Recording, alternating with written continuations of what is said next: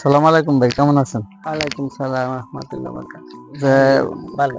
কাজ করতেছেন মরিচ মরিচ বাগানে নাকি? হ্যাঁ, আলহামদুলিল্লাহ আল্লাহ এ- দিছে। এটা কি জাতের মরিচ চাষ করছেন? এটা হচ্ছে ইন্ডিয়ান একটা জাত, এটা নামধারী। জাতের নাম হ্যাঁ, নামধারী। জাতের নাম নামধারী। আহ, তাহলে মাশাআল্লাহ ফলন তো খুব ভালোই আছে। হ্যাঁ, আলহামদুলিল্লাহ। তো কিভাবে কি চাষ করলেন? এটা জমি তৈরি কিভাবে কি করলেন? এটা এটা তো আমি নিজস্ব একটা পদ্ধতিতে করছি এবছর। এটারে প্রথমে আমি জমিটায় 1 ফুট নালা করছি। হ্যাঁ, এটা এটা ভাদ্র মাসের শেষের দিকে জি 1 ফুট বাই 1.5 ফুট নালা করে এর মাঝে আমি আরো 1-1.5 ফুট ডিপ করছি। জি পরে ওই যে এই কান্দির মাঝে যে কচুরি পানা ছিল, জি কচুরি পানা, পেনা, শ্যাওলা, ওইগুলার উঠাইয়া ওইটারে ভরাট করে দিচ্ছে। জি ভরাট করার পরে এরপর এর উপরে আবার মাটি দিয়ে ওই সার দিয়ে ওই যে ঢ্যাপ, ফসফেট, পটাশ ওইগুলো দিয়ে আবার এই মেদা বানাই নিছি। দেখো সুন্দর করে উঁচু করে নিছি গায়ে গাছে করে। এরপরে যাতে পানি না জমে। পানি না জমে আর কি। এরপরে আমি মরিচ চারাটা আর কি নিজে করা এটা লাগাই দিছি। এই চারা কি নিজে তৈরি করছেন না? হ্যাঁ, নিজে নিজে নিজেই করছেন না? নিজে। ওটা ওই যে ট্রের মধ্যে যে কোকোপিট দিয়ে এই যে কোকোপিট দিয়ে করছেন? কোকোপিট দিয়ে আর কি করা। আহ, তো ফলন পাইছে, ফলন আসছে কতদিন এই গাছটায়? কতদিন 3 গাছের মাস বয়সে? লাগে না, এটা 3 মাসের আগেই ফলন আসে, কিন্তু ভরপুর ফলন হতে 3 মাস লাগে। ভরপুর ফলন হ্যাঁ, হচ্ছে 3 মাস। বর্ষাকালে হলে একটু দেরিতে হয় আর কি। তো আপনার এই জায়গায় কি পরিমাণের চারা আছে আর কি? গাছ আছে কতটুকু? জমি কতটুকু আপনার এখানে? এখানে জমি তো অনেক, কিন্তু সব জমিতে তো ফাঁকা ফাঁকা লাগাইছি, তো ফাঁকা ফাঁকা লাগালে ফলনটা ভালো হয়। তো গত বছর আসলে এক হাতের মাথায়, এক হাতের মাথায় গাছ ছিল, এবছর একটু পাতলা দিছি, ফলনটা এবছর ভালো হয়েছে। হ্যাঁ, দেখা যায় তাহলে মাশাআল্লাহ এবার হ্যাঁ। ভাই। এই এই জায়গা কতটুকু জমির উপর আপনি মরিচ গাছ করছেন? এখানে মানে 60 শতকের মতো, কিন্তু 60 শতকের সবটাই তো আর মরিচ না, ওই যে ধরো অর্ধেক 30 শতকের মতো হইবে। 30 শতক। তারপর কি মানে এখন এখন পর্যন্ত তুলছেন একবারও? হ্যাঁ, আমার বহুত তোলা হয়েছে। এই যত তুলি, যত মরিচের একটা হিসেবে যত তোলে অত মরিচটা বেশি হয়। বেশি হয়? আর মরিচ গাছে যদি পাকায় তো ফলনটা কমে আসে, কমে আসে? মানে ফলটা সেট হয় না। আহ, এই যে ফলটা এই আমি যত তার থেকে বেশি তুলে দেবো অত বেশি এগুলা এই মাথায় সেট হইবে এগুলো। তো আনুমানিক ধরেন একটা গাছে কি পরিমাণে এখন পর্যন্ত ধরেন মরিচ তুলছেন? আনুমানিক তো এখন পর্যন্ত সব তোলা হয় না, মানে 1 কেজির নিচে হইবে না, উপরে হইবে আর কি। এখনো তো গাছে প্রচুর প্রচুর পরিমাণে আছে। ফলন আছে, 1 কেজির নিচে হইবে না, আরো ফলন হইবে। আর আবার এই গাছের যে গ্রোথ, এই জি, ফল তোলার পরও আমার মনে হয় যে আবার এতে আবার দেখছি অনেক গাছের নতুন নতুন কুশি আইছে, এগুলো হ্যাঁ, আবার ফুল সেট হইবে। আবার মরিচ গুলো যদি কাঁচা তাড়াতাড়ি তুলে দিতে পারি আবার ফল সেট হইবে আবার। এখন এই দাম কেমন পাইতেছেন এখন বর্তমানে? এখন তো একটু বাজার কম, এখন এখন তো এখন ওই দূরেরটার একটু দাম কম। আমার ওটা তারপর 20 টাকা কেজি আমরা বেশিতে পাই এখনো। তাহলে তো মোটামুটি ভালোই এখনো হ্যাঁ হ্যাঁ, চলতেছে আর এখনো কি। ভালো হয়। এখানে 70-80 টাকা আমরা বিক্রি করি এখন। প্রায় আপনার এই জাতটা যে ই করলেন ইন্ডিয়া, এটা কি বীজ কি বাহির থেকে নিজেই ইনপুট করে আনছেন না এমনি না, ওটা স্থানীয়? ওটা বীজ ভান্ডারে ওই যে বরিশাল সদরে পাওয়া যায়।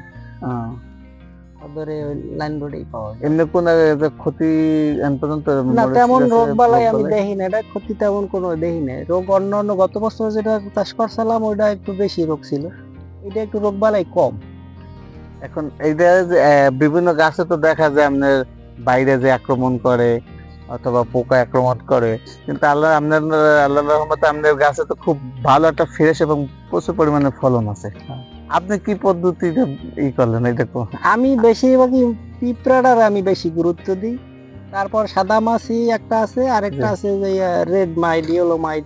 তারপর ওটা এই বর্ষাকালে রেড মাইট, ইয়েলো মাইট আক্রমণটা থাকে না। ভাদ্র মাসে যেটা চাষ করে ওইটা রেড মাইটের আক্রমণটা কম থাকে, ওইটা পিঁপড়াটার দিকে বেশি গুরুত্ব দেওয়া লাগে। কিন্তু আবার বৈশাখ চৈত্র মাসে যেটা চাষ করে ওইটা আবার ওই সাদা মাছি আর রেড মাইট ওই দুইটার দিকে বেশি গুরুত্ব দেওয়া লাগে। তো আপনি এটা কোন মাসে এই এটা ভাদ্র মাসের শেষের দিকে ভাদ্র মাসের শেষে চারা করছি, কার্তিক আশ্বিনের দিকে এটা লাগান, আশ্বিনের দিকে। আশ্বিন লাগাইছেন? আর হ্যাঁ। এটা আর কয় মাস থাকবে এটা জীবনকাল? এটা এই যে ফল আমি মনে হয় যে আরো 6 মাস থাকবে। এটা এটা 8 মাস তো মিনিমাম থাকে আর কি, 8 মাস মিনিমাম থাকে। তো 1 মাস এটা ঠিক মনে হয় যে আরো বেশি থাকবে এটা। এটা গাছে কিছু হয় না। এই যে অনেক দিন হয়ে গেছে কিন্তু গাছের তেমন কোনো দেখি না। এই যাবত আপনার ব্যয় হয়েছে কেমন? ব্যয় একেবারেই সামান্য। বললাম না ব্যয় নিজে করছি তো সব। কোনো মজুর নি নাই।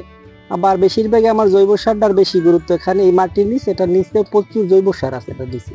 হ্যাঁ, ওই যে নালা হ্যাঁ, ওই যে পচা কচুরিপানা না পাওয়া এখানে মরিচ গাছটা বেশি করে জৈব সারটা বেশি দরকার। আর এই যে রাসায়নিকটা কম দিয়েছে জন্য আমার খুবই কম খরচ হয়েছে, বেশি হয় না আমার। তারপরেও ধরেন এখন ওই যে আপনার লাগান থেকে শুরু করে এখন পর্যন্ত ফলন টলন পর্যন্ত ধরেন তো একটা খরচ করছেন। একেবারে সামান্য। আমার গাছ প্রতি এতে কত আমি কি এটা এই আমার 1 টাকা আমার চারায় খরচা হয় না। একটা চারা আমার 1 টাকা খরচা হয় না। এটা আমি নিজে চারা উৎপাদন করছি, যে দানা কিনি ট্রে সহ 1 টাকাও খরচা হয় না আমার।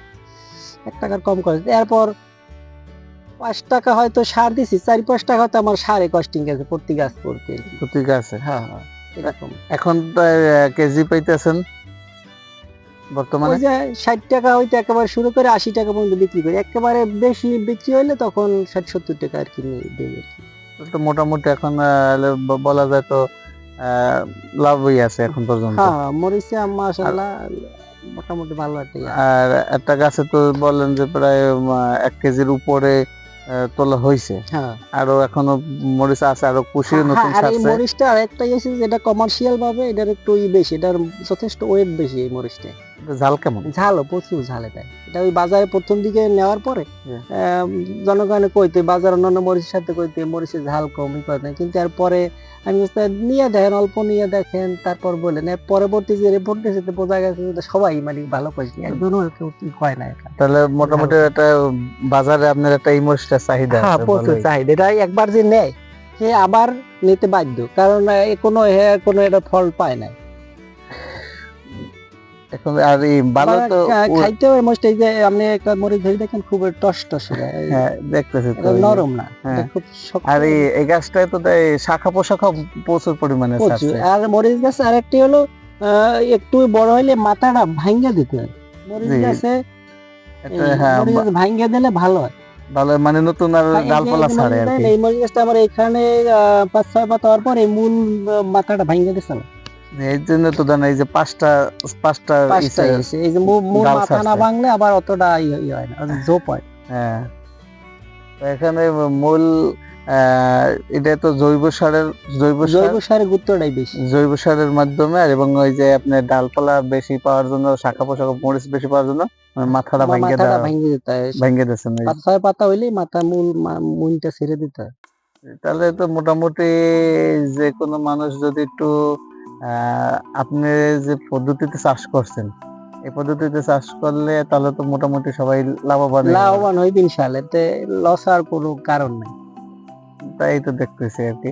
কারণ মরিচ সবাই একই কথা কয়, বাইরে যে আক্রমণ করছে, পোকা আক্রমণ করছে, এই আবার অনেকে কয় পাখিতে আক্রমণ করছে। আবার আরেকটা জিনিস লক্ষণীয়, এখানে কিন্তু অনেকে কিন্তু মরিচ চাষের জন্য অনেক ফ্রেশ রৌদ্র উজ্জ্বল জায়গা পাচ্ছে না, কিন্তু মরিচ চাষের জন্য কিন্তু এটা কিন্তু একেবারেই ঠিক হইবে না।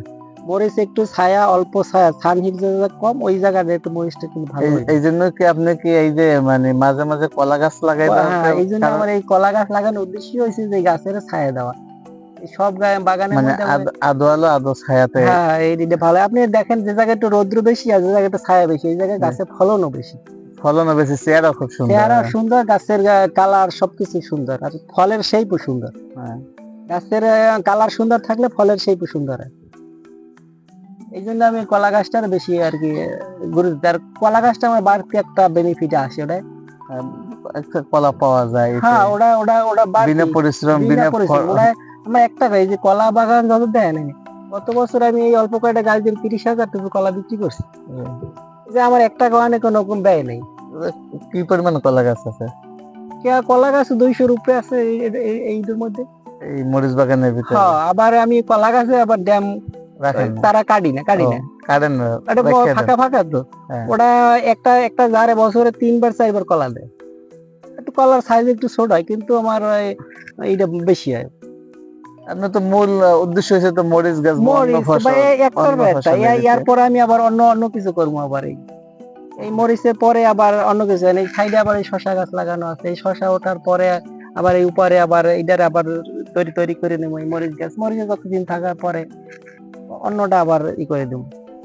তাহলে আপনি বলতে চাইতেছেন যে এই মরিচটা, এই মরিচ শেষ হলে আবার আমি তরমুজের জন্য রেডি না করবো। আমি এই মরিচটা আপনি বলতেছেন যে রোগবালাই নাই বললেই এটা চলে, রোগবালাই সহনশীল এবং একেবারে এটা। জাতও মানে ঝাল আছে, আবার ওজনের দিক দিয়ে আপনি ওজনের দিক পারফেক্ট দিয়েও বেশি। পাইতেছেন, হ্যাঁ। এবং ফলনের দিক দিয়ে আপনি পারফেক্ট একটা ফলন হ্যাঁ, পাইতেছেন। তাই আপনি কইতেছেন যে সবাই যাতে এই জাতটাই নির্বাচন করে নাকি? হ্যাঁ, নির্বাচন করলে ভালো হইবে। আর অনেকে জাত নির্বাচন করে কিন্তু মরিচের এই যে এটা একটু পাতলা হয়, ওয়েটে কম হয়। এটা অনেক ই করলে এটার বেশি একটা কমার্শিয়ালি ভাবে তেমন একটা লাভ হয় না।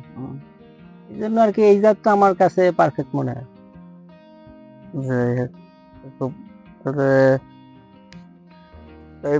এটা জায়গা পানি দিন, মানে পানি বা ঔষধ কত দিন পর দেন, বা ফলন কয়দিন পর পর তোলেন? ঔষধ বলেন শীতকালে একটু কম লাগে ঔষধটা, হুম। শীতকালে ঔষধটা বেশি লাগে না। ওই যে শীতের আগে যে ওই আশ্বিন কার্তিক মাসে ওই সময় একটু ওই যে পিঁপড়ে টিপড়ে লাগতো, ওই সময় সাধারণত সাইপারমেথ্রিন গ্রুপের হালকা ঔষধ দিয়ে আমি ওই পিঁপড়া তাড়াই দিতাম। পিঁপড়াটা তাড়াই দিলে আর ওই গাছে ভাইরাসটা বেশি একটি থাকে না। ওই সময় আমরা সাদা মাছের কম খায়। তাহলে তো পরিচর্যাও খুবই না, এতে বেস্তেরও তেমন একটা করি না এখন, মানে পরিচর্যাও বেশি না, না। আবার আপনার যে রোগবালাইও বেশি নাই। কিন্তু এর মাঝে আমি এই যে শীত পড়ার পর আরেকটা কাজ করছি, যে এই যে আলাদা ধুল মাটি দিয়ে দিচ্ছি গাছের গোড়ায়, যে আলাদা মাটি ধুল মাটি দিয়ে দিচ্ছি পরে গাছটা অন্যরকম একটা গরু ধুল মাটি দেওয়ার কারণে তো শিকড়টাও বেশি ভালো ছড়াইতে বাড়বে। পারতেছে। আর নিচে তো আরো এই যে খড়কুটা দিয়ে যে মালচিং দেওয়া, এই যে প্রত্যেকটা মালচিংটা দেওয়ার তো কারণ হচ্ছে যে পানিটা শুকিয়ে না যায়। শুকাই না, এই জন্য মালচিংটার একটা গুরুত্ব দেওয়া লাগবে। এই যে এই সিজনে রবি মৌসুমে কিছু করতে হলে মালচিং এর গুরুত্বটা একান্তই দরকার। হয় পলি দিয়ে করুক, না হয় কচুরিপানা খড়কুটা দিয়ে ট্রাই করুক। পলি দিয়ে করলে তো আপনার একটু ব্যয়বহুল, অনেক ব্যয়বহুল। আবার পলি অনেক সময় পলির মানে সমস্যাও আছে। যেমন পলি দিলে সমস্যা কি? সমস্যা আছে পলির নিচে, এই যে মরিচ গাছ লাগাইলে এই পলির নিচে তোমার এই আমাগো দেশে যে উরসুঙ্গা আছে, যে উরসুঙ্গা, এই উরসুঙ্গা এই ছালটাকে গোড়া কাটতে এই জায়গায় দেখাই ফেলায় এই পলির নিচে বইয়া। পলির নিচে তার আবার কোনো কাজ নেই, দেখা গেছে এই গাছটা পরে আস্তে আস্তে মারা যায়। বেগুন গাছের মধ্যে দেখো অনেক বেগুন গাছ মারা গেছে, সব ওই উরসুঙ্গা করছে। তারপরে এই মরিচ গাছে বর্ষাকাল তো আর খুব বেশি করে, সমস্যা করে ওরা এই ছালটাকে খাই ফেলাই। আবার ওই পচনও অনেক সময় যে বর্ষা হইলে এমন কাটা হিট হয়, এই জায়গায় অনেক সময় পচন ধরার থাকে, সমস্যা থাকে, গোড়া পচা যেটা পলিথিন। হ্যাঁ, এটা বর্ষাকালে তো বেশি পানি যদি গাছে না করতে পারে, এই জন্য তো পলিথিনটা ব্যবহার করা। আবার যতটুকু পানি লাগে অতটুকু ধরে রাখতে পারে। পলিথিনে আরেকটা সমস্যা আছে যেটা সবাই জানে, সবাই তো মানে ওটা এমনি তো কিন্তু ওটা প্রথম দিয়ে গাছটা খুব খুব জোর হয় গাছটা, কিন্তু এর পরবর্তীতে এই যে শিকড়গুলা গাছের এগুলো উপরে ভাসিয়ে আসে পলিথিনের নিচে, এই মাটির উপরে এই পলিথিনে ভাসিয়ে আসে। এরপর তুমি হঠাৎ করে যখন রাসায়নিক সার প্রয়োগ করে গাছ ওই শিকড়টা নষ্ট হয়ে যায়, তখন দেখা গেছে ওইটা একটা সমস্যা দেয় গাছ বেশি দিন থাকে। এই যে গাছটা যেরকম বেশি দিন থাকবে, এটা তুমি একটা শিকড় উপরে পাবা না মাটি, না একটা শিকড় উপরে নেই, এটা শিকড়টা মাটির নিচে আছে, এই যে থাকার কারণে ওই যে গাছটা বেশি দিন বেঁচে থাকে। কিন্তু পলির গাছ আমি বেশি দিন বাঁচাইতে পারি। আপনি তো পলি দিয়ে করেন? হ্যাঁ, পলি দিয়েও করছি, কিন্তু এই সাধারণ খড়কুটার মালচিংটা বেশি দিন, এটা ঠান্ডাও ভালো থাকে, এটা সুবিধা। তাহলে তো এই আদিম যুগে আগের মধ্যে তো যে মালচিংটা এই জন্য খড়কুটা দিয়ে যেটা করা ব্যয় কম, এবং আপনার যে যতটুকু পানি বাষ্প যায় ততটুকু যায়। আবার যে কচুরিপানা, এই যে কচুরিপানা দিলে এটা একটা তোমার খাদ্য। এই যে তুমি কচুরিপানা গাছের গোড়ায় দিলা, তুমি একবার দিলা, তুমি এরপর যদি আবার কিছু যে তোমার গাছে অনেক কিছু, এরপর যদি আবার এগুলোর মাটি দিয়ে চাপা দিতে পারো, এই যে এত পরিমাণ একটা খাদ্য উৎপাদন হইবে ওই যে কচুরিপানা নাই। আর আবার যে ওই যে কানির মধ্যে ওই যে একটা আছে ওই প্যানাড হইলে মরিচ গাছের সবচাইতে পারফেক্ট একটাই। তাই? তোমার কোনো সারের দরকার হবে না, ওই প্যানাটা তুমি যদি গোড়ায় দিয়ে দাও, এই গোড়া এইভাবে দিয়া তুমি এরপর যদি মানে এই যে- ধুল মাটিতে ঢাকিয়ে দাও, হ্যাঁ, তারপর সমস্ত শিকার গুলো ওই গাছটার কয়েকদিন পর ওই শিকার প্যানাটার খাদ্য খেতে আসে। তো ওইটা খাদ্য খাইতেছে এবং ওইটাই ওইটাই পুরাটা শিকড় ওইটারে ধরে। শিকড় ওইটারে ধরে আঁকড়ে ওইটা এমন একটা খাদ্য খাই ওইটা দিয়া।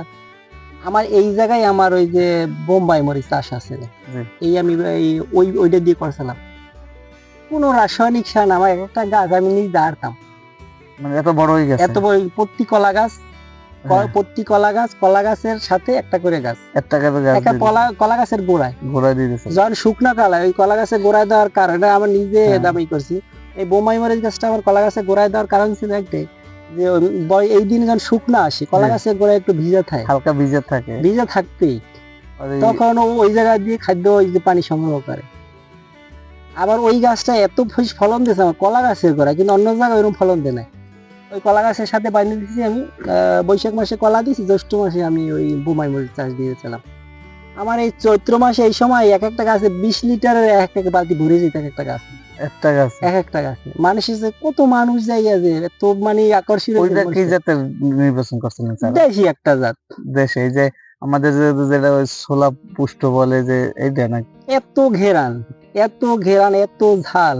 প্রথমে আমি বাজারে নিয়েছি পর মানে সাইজ গাছের গ্রোথের কারণে ফলের সাইজ বড় হয়ে গেছে অনেক। হ্যাঁ। বাজারে নিয়েছি পর চাখারে নিয়েছি পর আর কইতে আছে ওরা যে চলবে না। পরে একদিন জোর করে দিয়েছি যে রাখ হয় পরে দেখ, পরে শুধু ফোন আর ফোন, মরিচ দাও মরিচ দাও। তাই আমি 5 টাকা পিস আমি এরপরে এই বাগান দাম আর নিতে মরিচ 5 টাকা 5 পিস। টাকা পিস। এত বড় অনেক। ওই মরিচ গাছে সবচাইতে বেশি খাদ্য যেটা যে মরিচ আছে এই মরিচ গাছ আর যেটা ওই যে ট্যাপপোনা যেটা, কিন্তু ট্যাপপোনার মধ্যে ভাগ আছে, কিন্তু ওই একটা আছে কিন্তু পাতা নরম, ওইটা না, কিন্তু ওই যে নরম পাতা যেটা, হ্যাঁ, ওই যেটা বেশি চোখা চোখা হয় ওই ওই ওই ওই ওই ওইটা মানে বেশি।